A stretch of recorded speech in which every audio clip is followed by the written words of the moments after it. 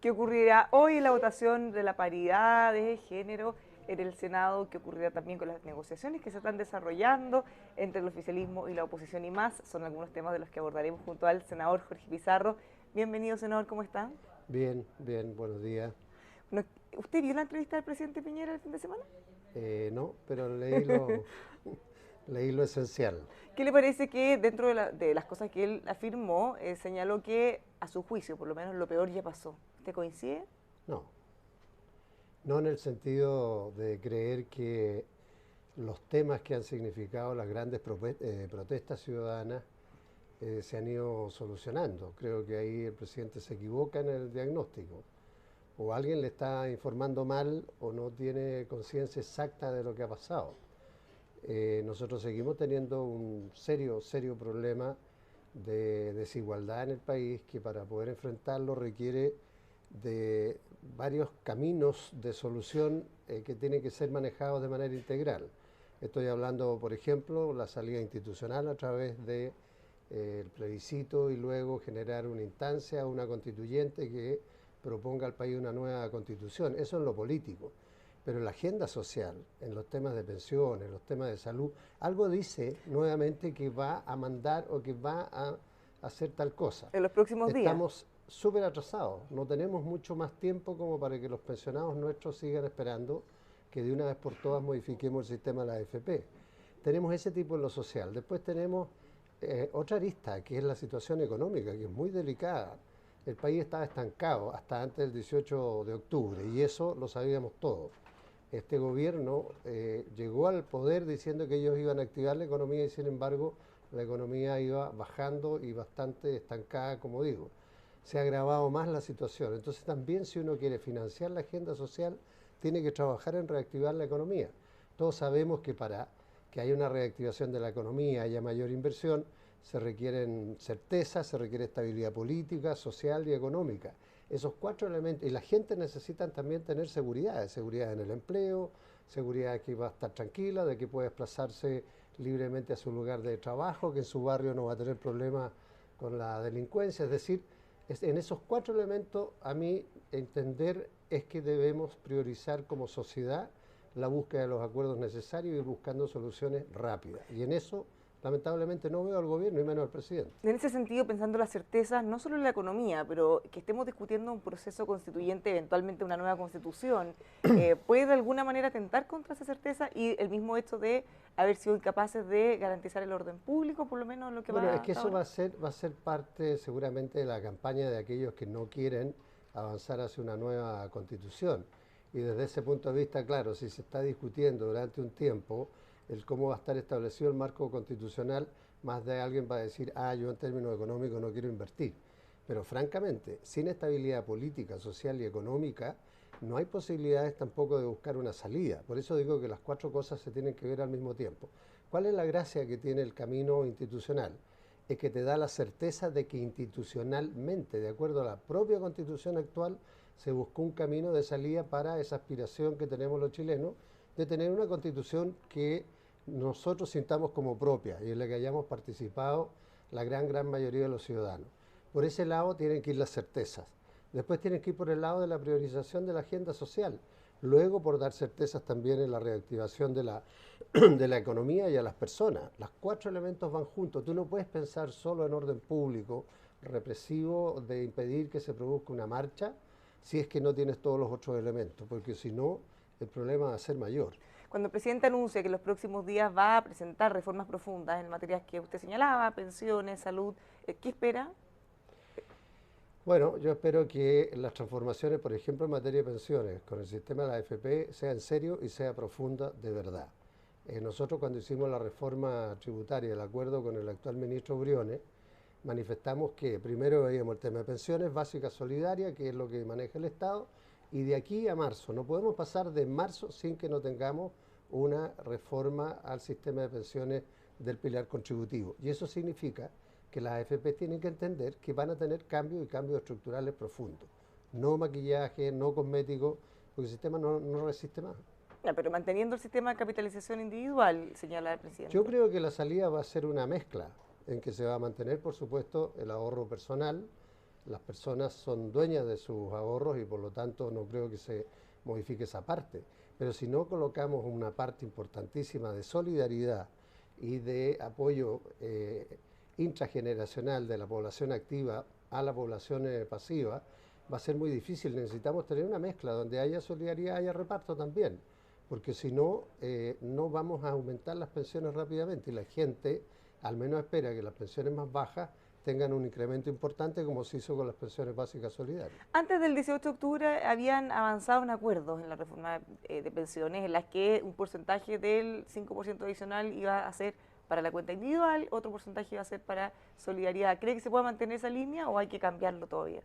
Hay que fortalecerlo más todavía, hay que profundizarlo más. Porque una cosa es aumentar la capacidad de ahorro, es evidente, mientras más ahorro tiene una persona, más posibilidades tiene de tener una pensión más contundente. Pero sabemos que esa capacidad de ahorro no puede ser solo hoy día producto del ahorro individual, porque tenemos ingresos bajos, tenemos salarios bajos y por lo tanto los ahorros son bajos.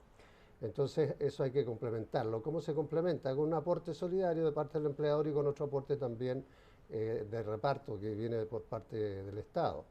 Creo que es ahí donde hay que plantearse derechamente fórmulas que permitan un mejoramiento de las pensiones ahora y no en 30, 40 años más. Y por otro lado, a mí me parece también que tal como funciona el sistema de la AFP, hoy día es imposible mantenerlo, con altísimas rentabilidades, en que ellos no corren ningún riesgo, manejan los fondos de la gente y si los intereses están malos, las rentabilidades están malas, entonces lo que pierden son los trabajadores, ellos no pierden nunca. Y deben entender que en esto hoy día prácticamente no hay competencia.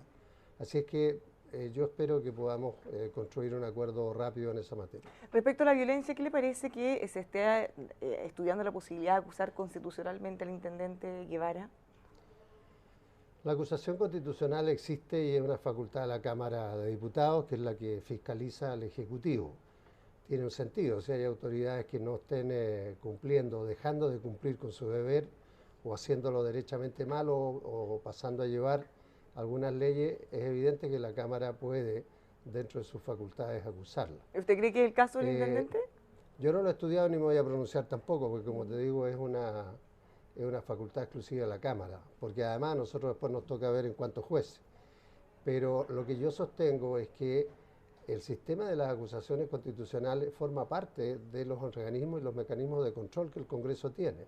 O sea, usted Entonces hay que se trata de un circo, como establecer dicen, de que esos de mecanismos rehenes. de control obedezcan a una cierta lógica, a una cierta estrategia política y no solamente a una coyuntura. La interpelación, por ejemplo, es algo que también forma parte de las atribuciones de la Cámara. Es menor a la acusación constitucional, por supuesto, pero es una forma de pedirle cuentas frente a la opinión pública a través del control que se hace en la Cámara, y esa es una herramienta que a lo mejor también habría que usar. La Cámara está citando al ministro de Salud, al ministro de Hacienda, no entiendo bien cuál es, y a la ministra del Trabajo, no entiendo bien cuáles son los objetivos de cada una de las interpelaciones. Pero lo que a mí me parecería lógico es que desde la oposición se evaluara más bien en conjunto una cierta estrategia de cómo se va a ejercer la facultad de control a lo que hace o no hace el Ejecutivo, que como todos sabemos está bastante debilitado, sin capacidad de conducción. Que sea una estrategia de la oposición y no de cada partido en cada momento. Yo creo que tiene que ser una estrategia en conjunto, porque esa es la manera también de ir estructurando una estrategia política que vaya llevando al gobierno a desarrollar cambios, como por ejemplo lo hemos hecho en materia de la agenda social. Nosotros en el Senado cambiamos absolutamente el eje de lo que había sido la propuesta tributaria del gobierno del presidente Piñera hasta que estaba el ministro Larraín. Cambiamos completamente el eje.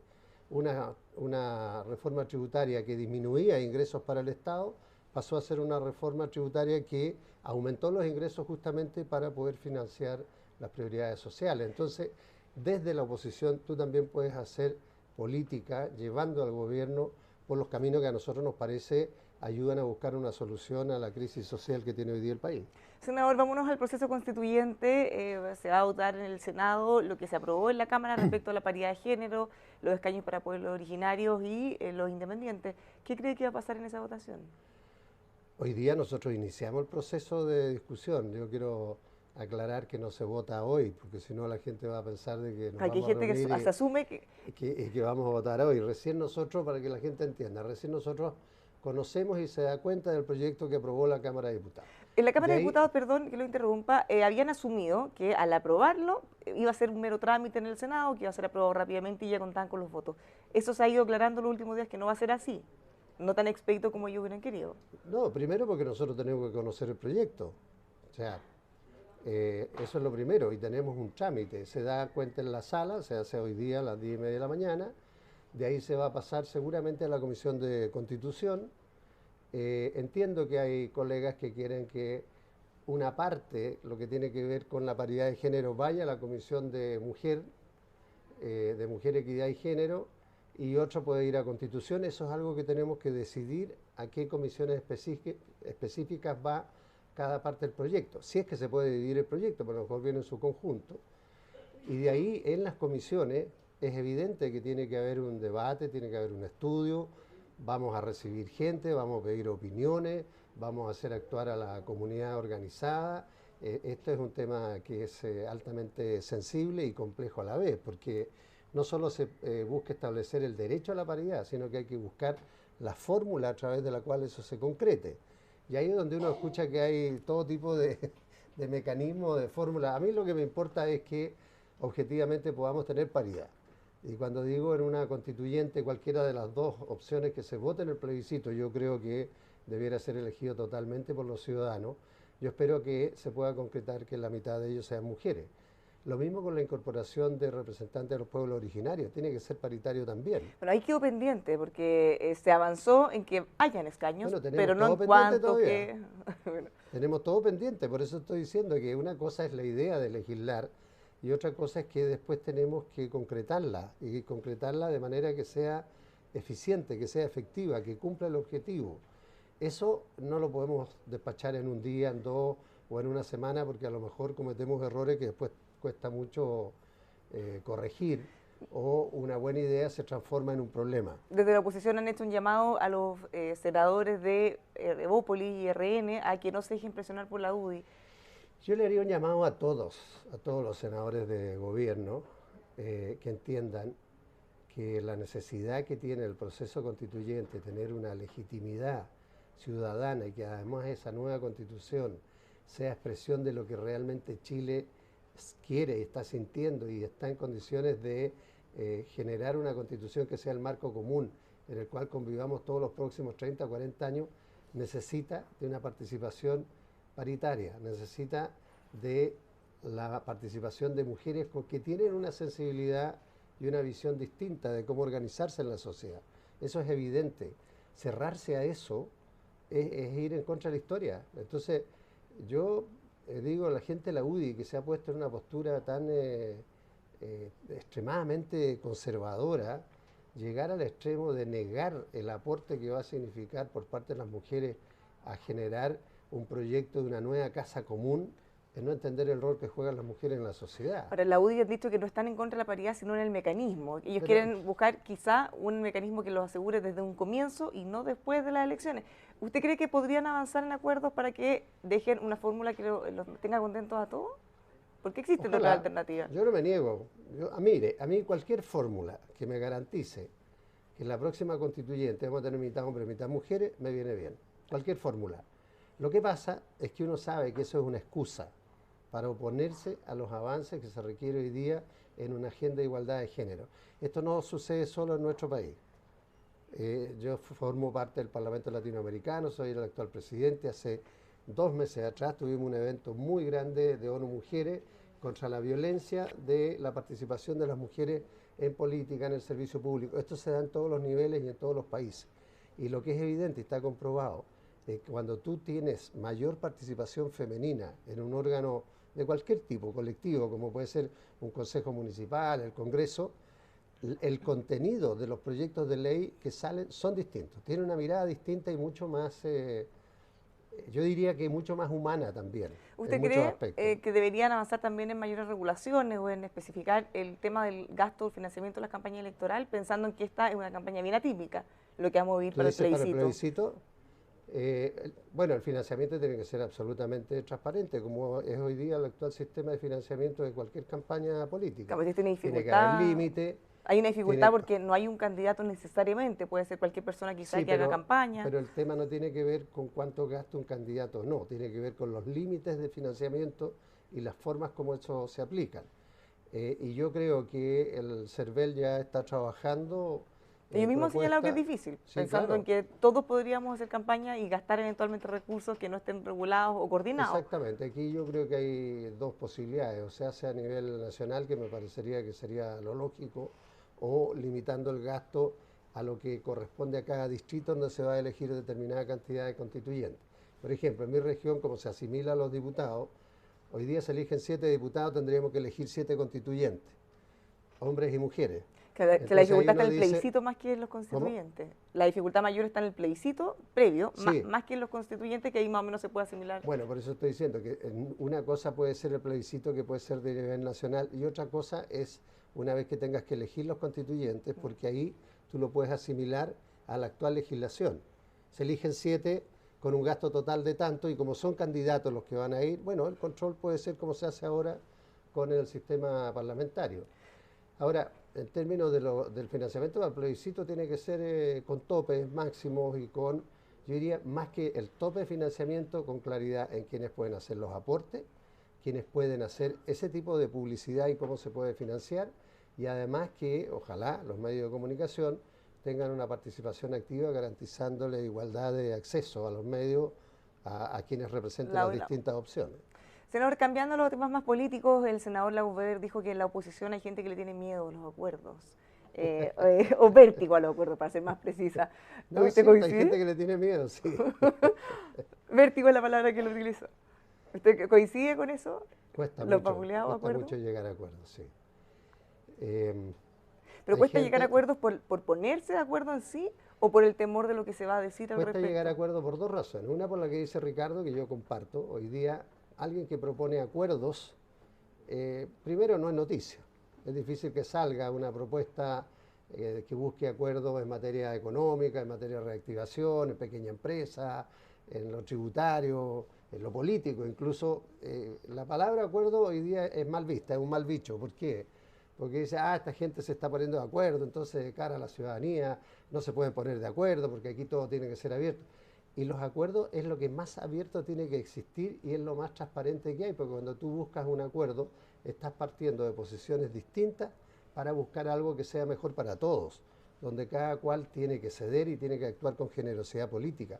Esto que te planteaba yo recién de trabajar en unos 4 ejes simultáneamente como país, requiere de grandes acuerdos, porque hay que entender que podemos avanzar en lo institucional, en la agenda social, en lo económico y también en la seguridad o la tranquilidad de las personas. Tú tienes que hacer un gran acuerdo donde puedan participar desde el sector privado. Si queremos mejorar la economía y los empresarios no están involucrados, no vamos a avanzar. Si los trabajadores no están involucrados, no vamos a avanzar. Eso va a requerir de un nuevo pacto. ¿Y la otra razón? Y la otra razón es que muchos de nosotros o muchos de nuestros colegas están más preocupados de las redes o el qué dirán de lo que nosotros podemos aportar. Y en mi opinión, cuando uno deja de buscar estos acuerdos, deja de cumplir un rol político, para eso es lo que estamos elegidos en el Congreso, y dejamos de cumplir con nuestra responsabilidad.